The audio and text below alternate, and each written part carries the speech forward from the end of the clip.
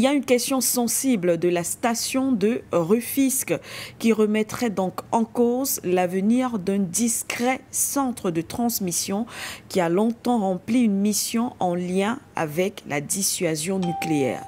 Apparemment implantée dans les années 1970, la station de Rufisque a servi de relais de communication aux sous-marins français, sillonnant ainsi les profondeurs de l'océan Atlantique, dont ceux qui assurent la dissuasion nucléaire française. Docteur Sango, à partir de là, on peut comprendre effectivement, parce que souvent l'on s'interroge, mais lorsqu'un État africain vous demande de partir, pourquoi vous ne partez pas? Lorsqu'un État africain vous dit, mais nous n'avons pas besoin de votre aide, vous refusez, vous persistez, vous acceptez que vos militaires, vos soldats meurent en Afrique. Pourquoi tout ce sacrifice?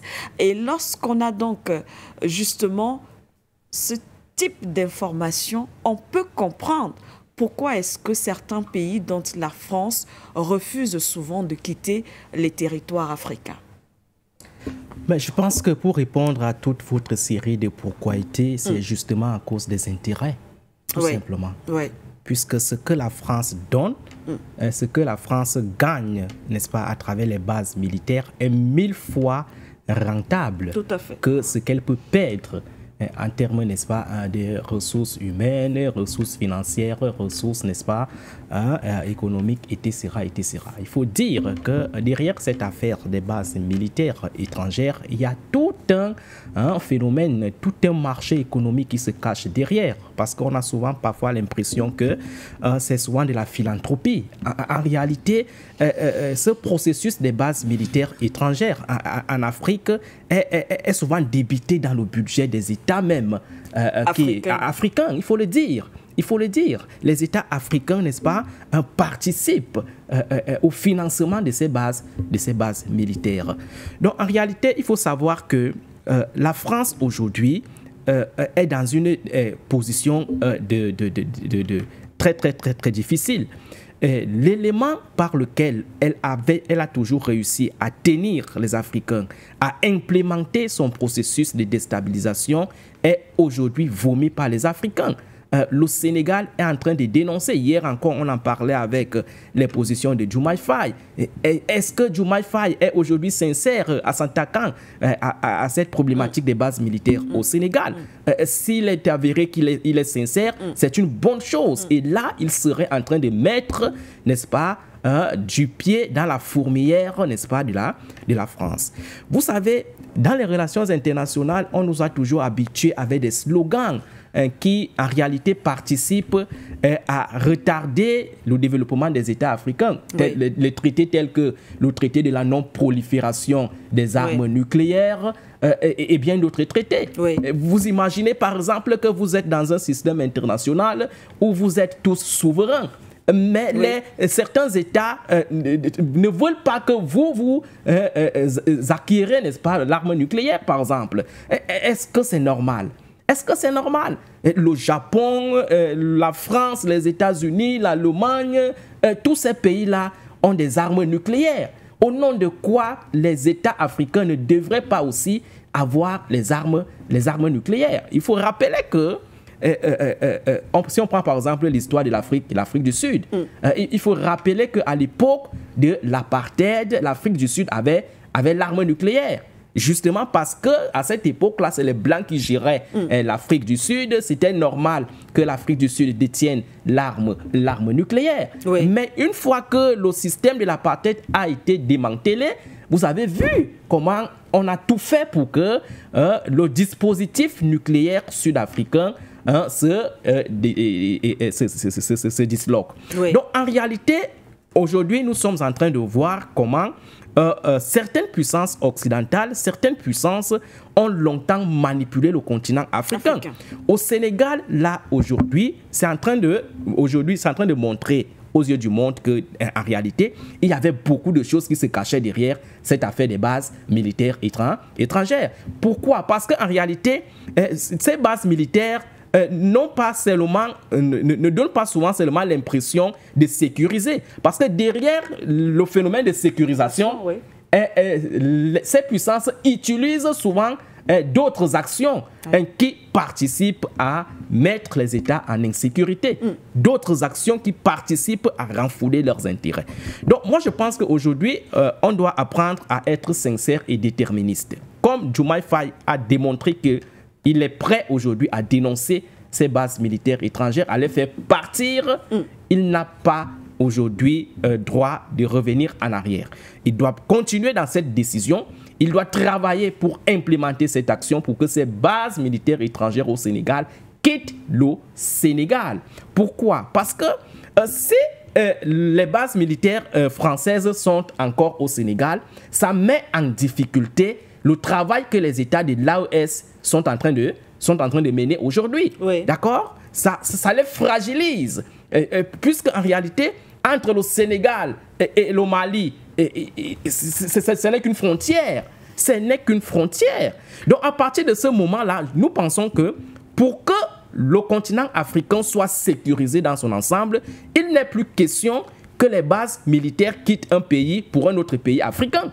Il est question que ces bases-là quittent totalement l'Afrique dans sa totalité. Et je pense que le président Diomaye Faye doit rassurer les Africains aujourd'hui s'il veut démontrer aux Africains qu'il est vraiment panafricaniste parce qu'il a été élu sous cette idéologie-là. Il doit vraiment travailler pour que ces bases militaires quittent le Sénégal. Parce que si elles quittent le Sénégal, ce serait un soulagement pour les États de l'AES qui sont en train de montrer la trajectoire que l'Afrique doit désormais prendre.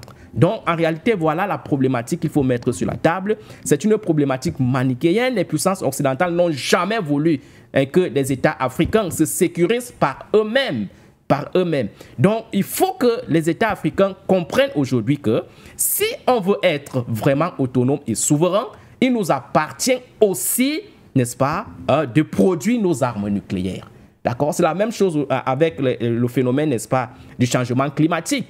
Et quand vous voyez comment les politiques se planifient pour lutter contre ce réchauffement climatique, oui. Vous comprenez en réalité qu'il y a encore de la colonisation là. C'est-à-dire les pays qui sont les plus pollueurs taxent les pays qui sont les moins pollueurs. C'est de ça qu'il est question. Et on vous interdit de vous industrialiser sous prétexte que vous allez polluer l'atmosphère. Donc vous voyez qu'en réalité, dans les objectifs de ces États-là, il n'est pas de leur intérêt que l'Afrique se développe. Et vous allez voir certains États africains sombrer dans ce genre de traités, signer ce genre d'accord. Aujourd'hui, est-ce que l'Afrique peut se développer sans des industries? La question c'est non. Oui. Est-ce que l'Afrique peut se développer sans l'énergie? La question c'est non. Comment donc vous pouvez aller signer ce genre de traité sur le plan international qui asphyxie votre développement, qui enterre vos capacités, n'est-ce pas, de vous développer? Donc en réalité, on a besoin aujourd'hui des leaders, aujourd'hui visionnaires, qui comprennent ces enjeux au niveau international. Parce que je vous ai toujours parlé de ce qu'on appelle le danger du traité sur le plan international. Oui. Vous allez voir certaines constitutions africaines où on va vous dire que le traité est supérieur à la constitution. Et certains États africains courir à aller signer ce genre de traité. Mais madame, à partir du moment où vous signez un traité qui vous dit que le traité est supérieur à la constitution, oui. Mais il y a un problème. Il y a un problème. Il y a un problème. Et étant donné que la Constitution est votre boussole de développement, est votre vision, la Constitution est l'élément qui vous projette en termes, n'est-ce pas, de projection économique. Lorsque vous faites ce genre d'action-là, ça montre qu'en réalité, vous n'êtes pas le leader qu'il faut à la tête de cet État. Donc, nous pensons qu'aujourd'hui, il est important qu'on ait des leaders qui comprennent ce genre d'enjeu. Parce que tout se passe au niveau international. Tout se passe au niveau des rapports que les États africains entretiennent avec ces États occidentaux. Donc, il est important d'être, n'est-ce pas, visionnaire, d'être informé de ce genre de problématiques pour les dénoncer, les éviter ou du moins les supprimer au cas où on les avait déjà signés. C'est de ça qu'il est question aujourd'hui. On a vu Et nous sommes en train de féliciter l'acte que Kaka Déby vient de prendre au Tchad. D'accord? Il y avait un accord de défense militaire qui encadrait le processus de sécurité entre le Tchad et la France. Il a vu que cet accord-là ne permettait pas au Tchad de se sécuriser. Il a dénoncé cet accord-là sur le plan international. Donc aujourd'hui, on n'a plus besoin de rester dans cette logique qu'on a eu des accords lyonnais et penser que nous sommes obligés de rester là. On a des possibilités de les dénoncer. On a les possibilités de trouver des stratégies alternatives pour que l'Afrique aussi puisse prendre en main son destin et s'inscrire dans la dynamique du développement. Donc, derrière ce qui se passe au Sénégal, là, la France est tout simplement, ce qui se passe au Sénégal là, montre tout simplement que derrière cet accord de base militaire entre la France et le Sénégal, la France faisait des choses cachées qui en tiraient l'intérêt économique du Sénégal et même de la sous-région du Sahel tout entière. C'est de ça qu'il est question. Parce que lorsque vous voyez le positionnement d'une base militaire, ce positionnement n'est jamais stratégiquement neutre. On positionne une base militaire dans un pays. Regardez même d'abord la position que ces bases militaires occupent dans des pays. Ce n'est pas dans n'importe quelle région. On les positionne dans des endroits stratégiques. Et lorsqu'ils le font, ils le font à dessein. C'est pour leur permettre, n'est-ce pas, de se déployer facilement, d'atteindre certains objectifs qui vont généralement au-delà de l'État qui abrite ces bases militaires. Donc aujourd'hui, je pense que les Africains ne sont plus dupes. On doit dénoncer ce genre d'accord, on doit les chasser parce que c'est encore hier que je vous disais que la France aujourd'hui ne représente plus rien dans la galaxie des rapports internationaux. Et il y a la question de savoir qui de la France et de l'Afrique peut vivre sans l'autre. Je pense que c'est la France qui ne peut pas vivre sans l'Afrique aujourd'hui. Lorsque vous avez une telle réalité au niveau économique, que ce soit sur le plan économique, que ce soit sur le plan stratégique, culturel et même commercial, pourquoi avez-vous peur de prendre des décisions aussi radicales?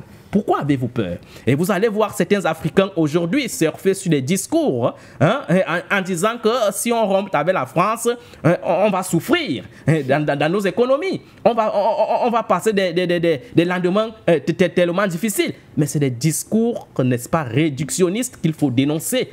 Parce que la réelle politique nous donne à voir que la France, en réalité, n'est pas un partenaire qui peut permettre à l'Afrique de se développer. Et en réalité, si elle a impulsé une certaine puissance sur le plan international, c'était justement parce qu'il y avait encore cette connexion entre elle et l'Afrique qui lui permettait, n'est-ce pas, d'avoir du carburant pour se maintenir sur le plan international. Donc les Africains ne doivent plus avoir peur. La France ne représente rien.